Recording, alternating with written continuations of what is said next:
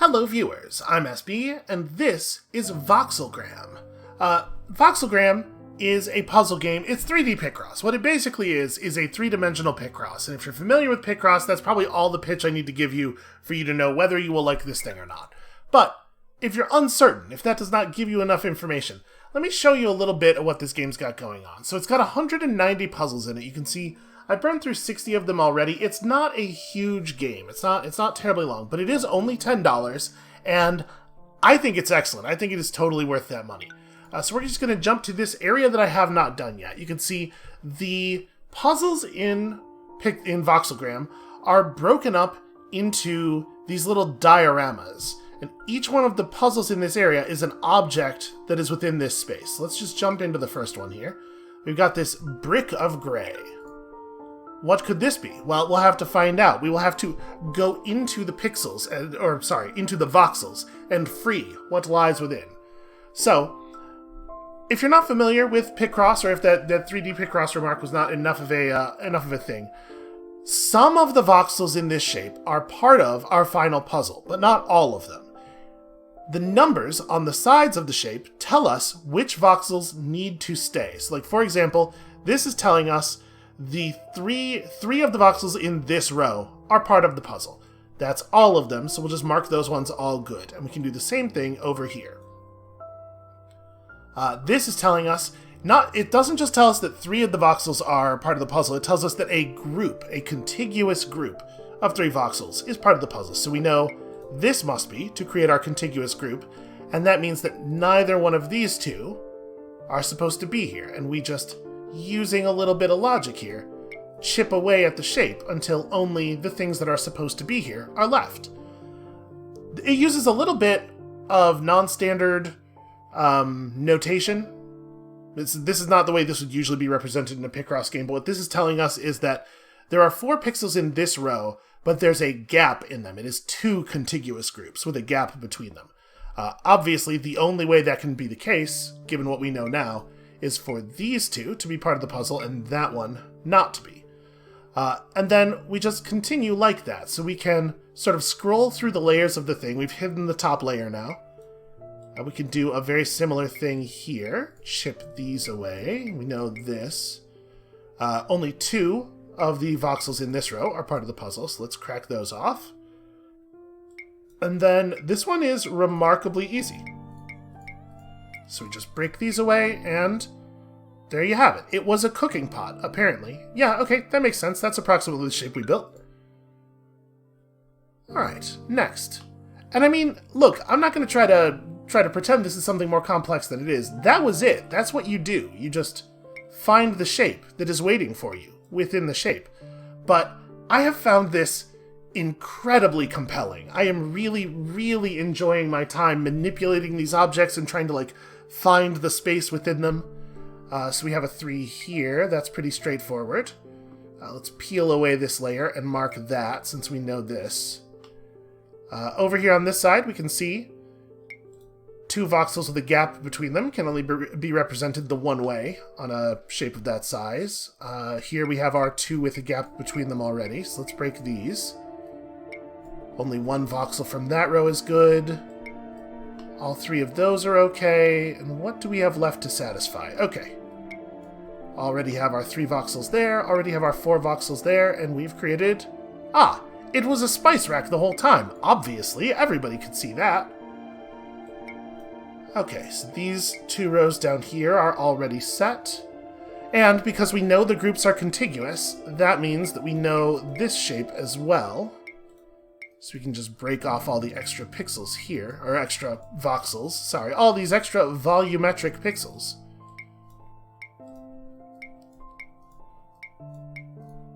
And so some tiles there is no hint for. Any place that there's no hint, you can just leave them. They're fine. You don't have to worry about those. They will be a part of your finished deal. And as you can imagine, the puzzles get a little bit more complex as you move, first of all, through an area, but also, obviously, the later areas are more complex. I saved an easy one here. Not so that I can solve easy puzzles on the video and know what I'm doing, but, you know, so I didn't spoil all of you guys. It was consideration. Definitely not selfishness. We've already got the voxel in this row. Because we know that they have to be contiguous, we know that this one cannot be part of the shape.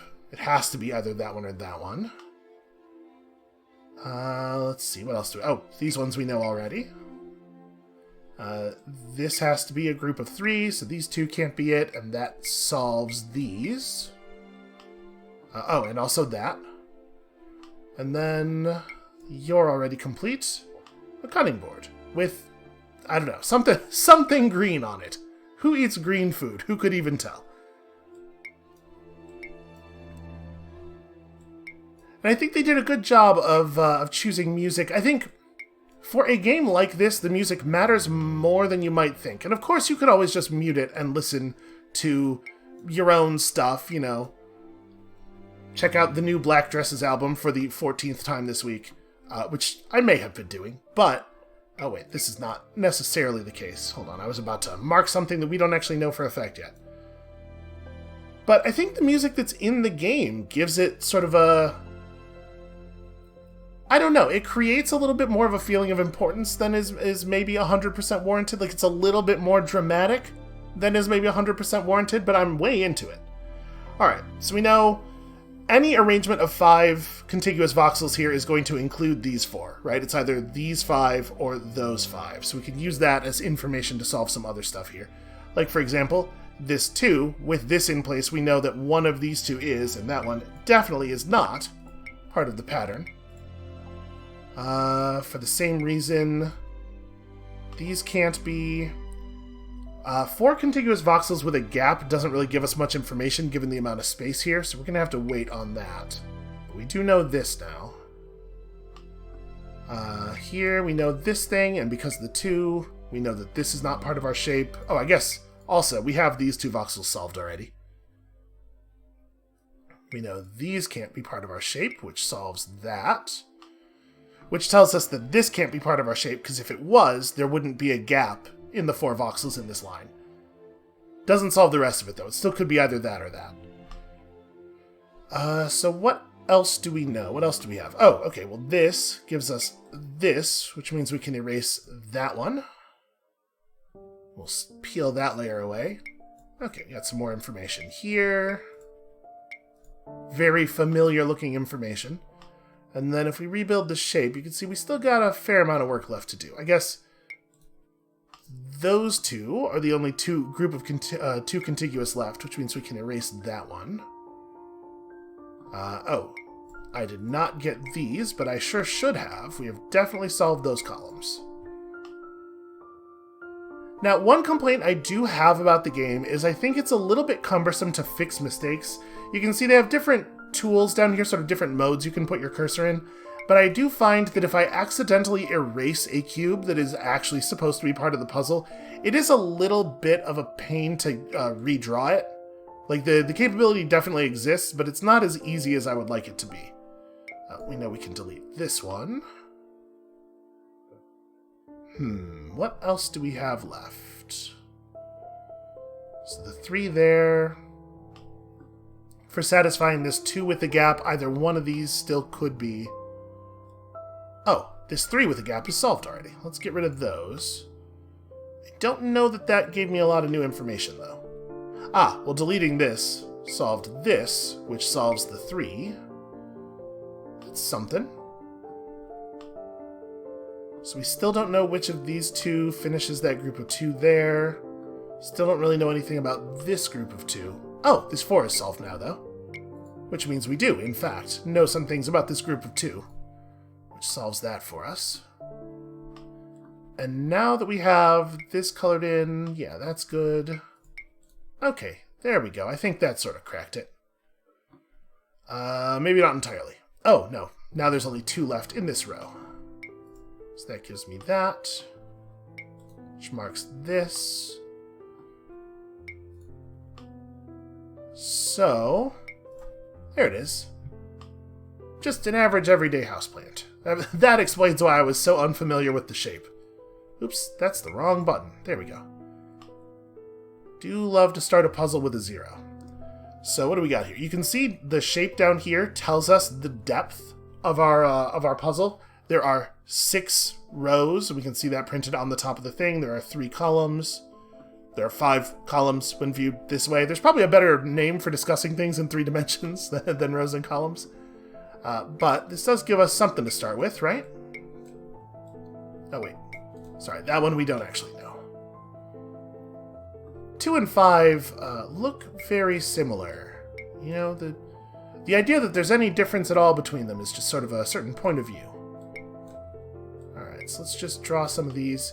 So, with these 4 and a gap rows here, we know that those are cleared out, because otherwise the 4 tiles would be contiguous. I always feel a little silly doing puzzle game stuff, because like I'm never sure how much explanation of what I'm doing and the logic of it is appropriate for people who are not able to follow themselves yet because they're new to the style of puzzle, and how much just feels like me being annoying and telling you stuff that you already see. It is definitely a non-zero part of why I don't do more of this stuff. I really have no idea how to approach the presentation, but every once in a while I find one of these games that I just think is so cool that I feel like I would be doing y'all a disservice if I didn't bring it through. Okay, we know only one of the things in that row is good. So we're close. All right, 4 contiguous, 5 and 5. This is already dead. Oh, and both of these columns are already solved. Okay, that's a cute 3-dimensional voxel representation of paper towels. That's a tough object to represent in cubes. Alright, so just burn off the zeros here. We have a couple of really easy starts. Anytime I have whole rows or columns, I like to start by just marking those out. It makes things real easy. Okay. So, that gives us the position of the groups of 3 here. And is it like that on the other side? It's tempting to assume that things will be symmetrical, or to assume that if you've seen one arrangement a bunch, then you can just reproduce that on all sides of the thing, but the puzzles are sometimes a little tricky like that. They will create a bunch of similar but not quite the same groups for the purpose of tripping you up if you aren't actually checking the numbers and actually doing the counting on each side. You know, and just like follow the math, do the chain of inferences. It's you'll never have to guess. All of the information is there. That's how Picross and Picross style games work. 3, 3. This one's got a 4. So either that or that could be our other voxel, but we know this one is definitely not part of the thing. And then we can erase stuff to clear out these rows. Let's peel this back and do these columns, which are not, unfortunately, going to work out quite as cleanly. Let's see. These 2 are good. I guess this one is also good. Oh, wait, did I do it bad? That 3 is... Yep. The 3 is on the wrong side of this thing. This is a 4. We don't know yet where the 4th one is there. Now you can see as soon as I killed a tile, a voxel that we didn't know for sure was on there, it immediately told me I screwed up. Some people like it when puzzle games work like that, and some people prefer that they not be told immediately because it sort of allows you to guess and check your way through the whole puzzle. You just eliminate each box and see if it yells at you. I don't know. I don't have any particularly strong feelings on it, but I do know that that is a thing that some people who play these games care about. Okay, so I think that's all the information we have on this surface for right now, and then we know these, which gives us all of those, and clears these out. And then once again, we're not 100% sure where the 4th one is. We do know that all of those are correct, which I guess actually does answer the question of where the 4th one is on all of those. That one was remarkably easy, and yet still somehow I screwed it up. Okay, so we can see 10 rows deep. We know that this 10 is everything all the way down. And then the ones here give us a lot of information. Can we group select? No, okay, it doesn't work that way. That's a little bit of a shame. I would like it if we could box select, because sometimes you are carving off like large pieces of a shape. And it's certainly not like onerous. but it might feel really satisfying to be able to just carve big chunks of it off. Because, like, I would like to just get all 4 of these rows at the same time, right?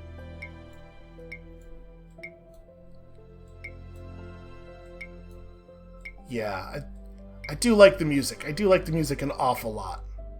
How did I manage to do that?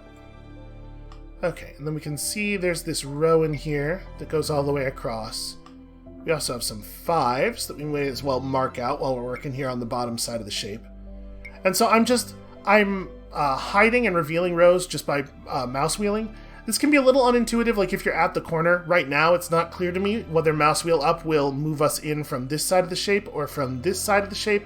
So it might be nice if there was an indicator for that, I guess, but like, it only takes you, I don't know, a minute or 2 as you're learning the game to get the hang of this. It looks kind of complicated, but honestly, I think they've got it feeling really intuitive. Okay, good on that. I have no idea if this is what sculptors feel like. It seems like it, it might be a little bit. You sort of just develop the skill to see which pieces of the shape need to come off, and then you take them off, right? Obviously, having no artistic skill myself, I need numbers. The numbers help. So we know this can't be part of the shape, which means this must be part of the shape, so we cut all those. Ah, it's the trash can. Okay. With garbage inside of it. That's what those inner half columns were. Okay, we're getting a little bit larger. We know that these 15s are complete, though. Here, let's just go ahead and mark off the 15s before we do anything else. Just for my sanity here, so we have something to start with.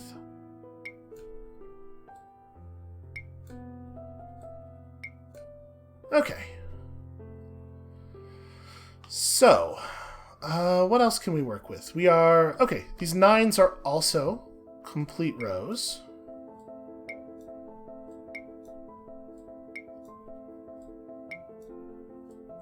And I'm realizing I didn't even really look at this layer that I've just peeled off. Hold on, after we do this, let's go back a step and see if there's anything else obvious going on here.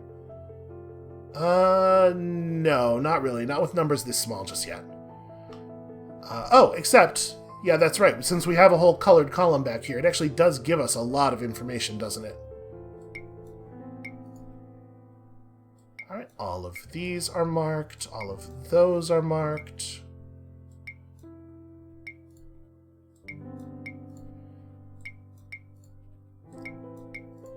So this kind of thing happens quite a lot, where you're sort of like doing the same action to multiple rows.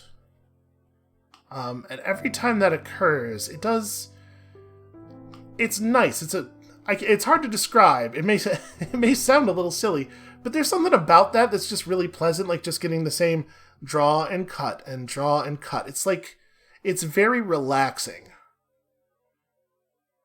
Okay, with these ones, things are a little bit more complicated. Well, hold on. Let's go back in from this side. We're working from this side a little bit.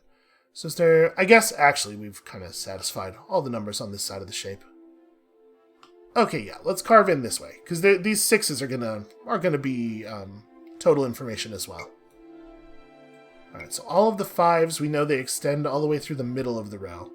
This 4 is giving us something, right? In order, all of the groups of 4 contiguous shapes that include this thing also include both of those, and this cannot be part of the shape. Same deal here. That row just gives us all of the information, which is nice.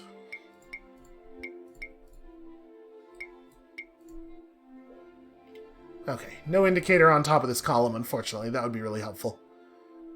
Yeah, okay. So the 6 is set.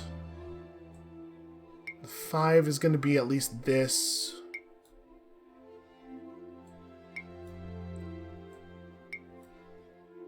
And anywhere that we're given certain information, we're just using that as a springboard toward more information in the near future. I have no idea what this is going to be, by the way. That's one thing I do find with this, is that I am just like, I am not keeping track in my head of the shape that I am building. I am often very surprised in the final moment when I see it. Probably that will not be it will not be such a surprise for everybody. I'm sure some of you are keeping track of a better track of what we've cut away here, even this right now, than I am. Not that, this. So this one has... It's a group of 12 with one gap in it. Do we have 12 represented right now? We do, don't we? Yeah, 7 and 5. So let's go ahead and cut these away. I don't think... 8 and 6. That's going to be alternating, right? Because there's 15 and the top one's missing. So it's going to be 1, 2, 3, 4, 5, 6, 7. Nope. Undo a bunch. Hold on, I must have miscounted somewhere. 8 and 6. Oh, you know what? That's 8 and 6 with 1 missing on the end is 15, but that doesn't necessarily mean that they're alternating, because there are only 6 gaps, so somewhere there are 2 green squares together. And we have no idea where that is yet. Okay. That's information we'll come back to.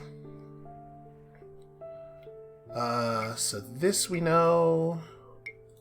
This we know.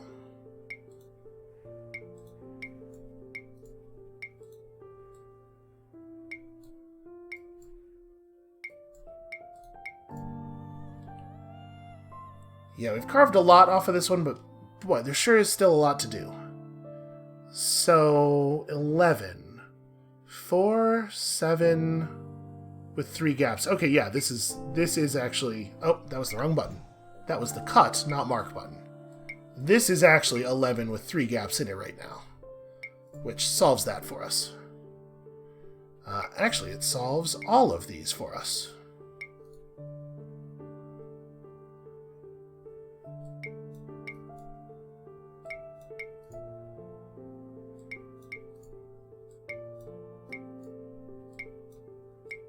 So I have, yeah, hold on. In a second here, we're going to reveal all of the layers of this. I have no idea what it could possibly be. Yeah, what are we creating here? So it's something that would be in a kitchen? Maybe it's the refrigerator? I mean, it's quite a large shape, right? Okay. So, here we go. 4 with a gap. We've already solved this row. And this one up here. Oh, wait, hold on. No, we haven't. This row is not quite good. But we do know some things about it. Because the remaining voxel would have to be adjacent to one of the existing groups, we at least know this. Neither one of those could be part of the shape. We have a contiguous group of 3 here. 4 with a gap. This could be a contiguous group of 3 with another 1 somewhere further down, or it could be 1 and then a group of 3. So we don't have enough information here to be positive about anything. Yeah, we still got some distance to go on this one. Alright, what about this side? Let's look at it from over here. Okay, 8 with only 1 gap in it. So 1, 2, 3, 4, 5, 6, 7 gap there, or 4 gap 4, or 5 gap 3. Yeah, we still don't. That's still not enough information yet. 9 with 4 gaps in it. This is tough. So here's a problem I sometimes have. You see, the number is reproduced at the top of every block that has an opening above it, and when you're looking at it like this, it can be very easy to think that that just says 8, because the superscript is hidden. Now, any number that has a superscript also has a box all the way around it, so that, presumably so that you do not make that mistake, because you can see that like the 15s here don't have a little box around them. But that's not enough for me, apparently. I still find myself making that error all the time. Okay, these 12s with a 1 break in them, these are already solved. That's a little bit of information.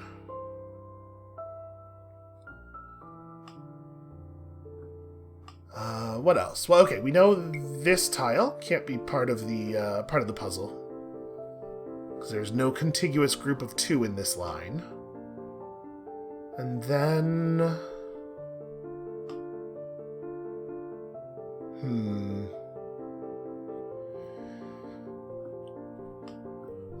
This one right here would give us a lot. If we could solve this this column, 9 with 4 gaps in it. Unfortunately, this is enough space left that there's really a lot of ways that could break down. Although, actually, I guess... Hold on. These 3 columns are already solved. We can definitely break those off. As are the 2s down at the bottom. That's good information. That's good information for those 8 and 6s. So... 1, 2, 3, 4, 5, 6, 7, 8, 9. There are 10 boxes left here. And there are already 4 gaps. So something here is not green. One of the existing blocks is not green. And unfortunately, that's absolutely worst case scenario for us. We have no idea which one gets carved off. 1, 2, 3, 4. Yes, there's 4 gaps. And in fact, because there are 10 blocks left... Okay, so because there are 10 blocks left, we know that none of the middle blocks could be missing. Like this one and this one must be part of the shape. Because if they were gone, there would still be 9 blocks, but there would be 5 gaps. And if this one was gone, then we would only have 3 gaps between the 9. So yeah, this is also part of the shape. This one is too, for the same reason. All of the solo ones are definitely part of the shape. I don't know. That's going to give us some of these rows then. Yeah, this 4 is solved. This 5 is solved. I don't know if that's directly... No. That is not, in fact, directly relevant to anything else at the moment. Can we do some similar math over here? So this 8 and 6, we have 1, 2, 3, 4, 5 gaps currently, which means there are 10 blocks still left in this row, or in this column. That's tough. There's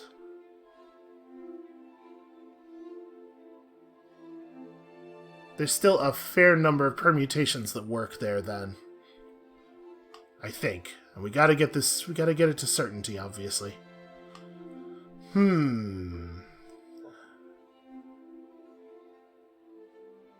think we've... so you can see, any number on a box that is already satisfied sort of grays out like this. So it's very easy to tell at a glance which parts of the puzzle you still haven't solved.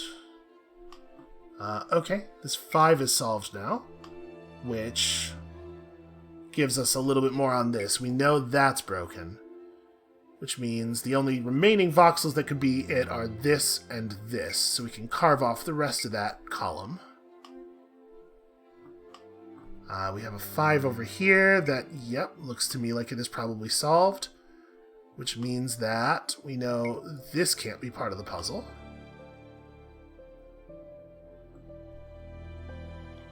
This 5 is also solved. Yeah, we've chipped away a lot of things. So we gotta go through and make sure all of these are still legit. Okay, and that being part of the puzzle means we've solved this row. Let's just cut those out. Unfortunately, I don't know that depth-based... Well, okay, no. Solving this side of the puzzle is going to give us information about this side of the puzzle, because it's going to turn some of this stuff green.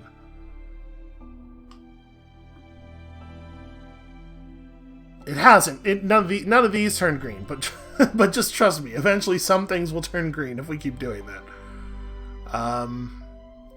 So yeah, what else? What else can we get at here? We might be at the part of the puzzle where I just have to do some counting. Oh, this is green. This is the only thing left in this column, which means that this row is solved. That's fun.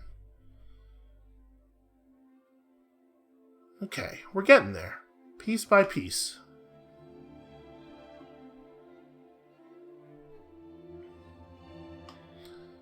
So... this is a 9 with 1 gap left in it. This would actually be a really useful spine to solve because it would give us the values on these two 5s, and that information pushes through over to here. But I don't think we know anything, really. Yeah, there's just too much white space here. Some of this stuff is missing and we have no idea what. And the gap could be between any of our currently filled in greens. Same deal over here with this 8-1. So it does sort of feel to me like the place we're at right now is probably solving one of these columns. We have a bunch of information over here, and I've been trying not to have to do a complicated bit of logic, but I think that's the place right now. So, with this 9-4, I think our logic on this so far is sound. We need all 4 of these gaps. It's definitely one of these white ones. Boy, if we figured out that this is the thing that's supposed to be missing, that sure would be helpful. It would solve a lot of our problems. Unfortunately, we just don't know that yet. This should be done, shouldn't it? With that pushed in that far? 5? Yeah. That's good. That doesn't really tell me that much. But that is at least solved.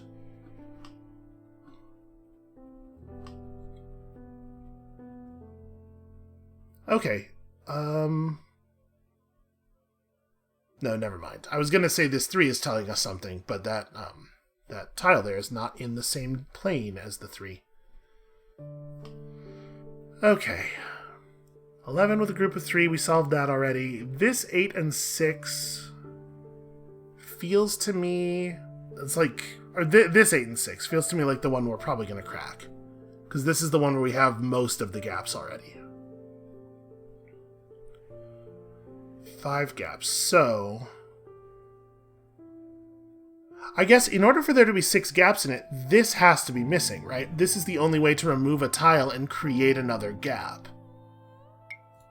So yeah, that's dead, and that does solve that. I don't think that particularly helps us, but okay. That's good information. So now we have 6 gaps, which means we have 9 tiles left. Is that right? 1, 2, 3, 4, 5, 6, 7, 8. No. Oh! Right, 6 gaps, one of them is too tall. So actually, this is already solved. We were totally there. And that's important, because that solves a bunch of these rows that run through the thing. Now we know these are all gone. And that... shoot, that doesn't give us anything in this row. Yep, that was... the column we solved is here. Doesn't affect this column in any way. They share nothing. Still, it's good. It did something. It did not break this, unfortunately. Slowly, though. Slowly we're narrowing down where the gap in this is. So, which column can we work now? In all of these columns... yeah, all of these are the same. We currently have 1, 2, 3 gaps showing. Which tells us very little, unfortunately. This one is a little trickier. Oh, okay, this is solved. Because these are so far apart, this being correct is the only way we can create four voxels in 2 groups. So that is that. Again, I don't think that's actually super relevant to anything else in the puzzle, but it is something that needed to be solved at some point.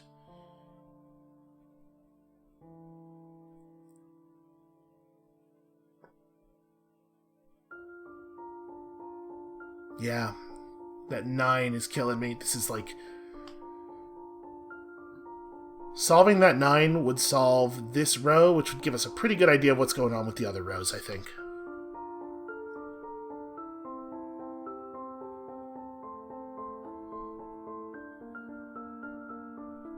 Okay, both of those 5s are still correct.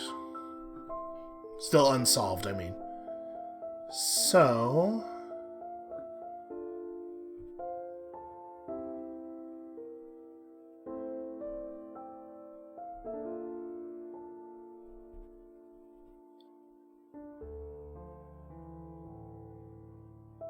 I wonder if we're going to end up breaking off the top of the rest of these rows that didn't have a 4 on them.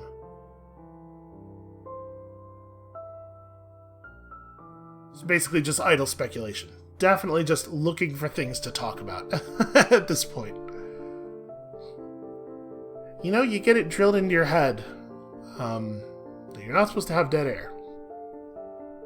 But I don't really think that's a reasonable way to do videos about a puzzle game. Sometimes there's just going to have to be. So in order to create 6 gaps, let's look at this thing. I mean, the gaps basically have to be in the same place, right? For there to be 6 of them. In fact, yes, there must be. We have to create 3 additional gaps out of the shape here. Yeah, the gaps have to be in the same place. Like, that's the only way the math works. Shut up for 2 seconds and it becomes obvious. It's the only way to create enough holes. Alright, so all of these are the same. That's good news. That doesn't exactly solve 9-4 here, but... oh, it does definitely solve this row, which I guess was already solved. Okay, now this is getting pretty interesting. Yeah, this now has to be 3 here and 6 here. There we go. That did, in fact, solve that for us. That was critical. And that also solves this row here of 4 and this row of 2. Good news, good news. And it solved this for us, which is real good news, because now I believe there's only 9 voxels left here, right? Yeah. And that solves the rest of the puzzle. Alright, I got there eventually. We gotta delete these and those. It was, in fact, the fridge. And then, once we've solved all of the puzzles in an area, we've created like a little diorama. You can see each of the shapes we constructed as part of the room. I just think that's a super cool idea, and as you can see, all of the groups of puzzles are arranged that way. I only wanted to do one because, you know, like I said, there's only so much content in this game. I don't want to spoil very much of it for you. But you can see there's like a garden, and a breadboard, a breakfast area, and there's some, there's a board game thing here. It says board games. It's just a chessboard with some meeples on it, but those are different board games, I guess. Yeah, I'm really looking forward to getting through the rest of these, and I know some people here in the past have expressed a lot of appreciation for me showing off puzzle games they might otherwise have missed. So I hope, if you got this far in the video, that you're getting something of value here. I hope that this showed you a thing that you desperately want to engage with, but would not have seen otherwise. Thank you all so much for watching, and when you come back next time tomorrow, I don't know, we'll be up to something very different, and we'll see you then.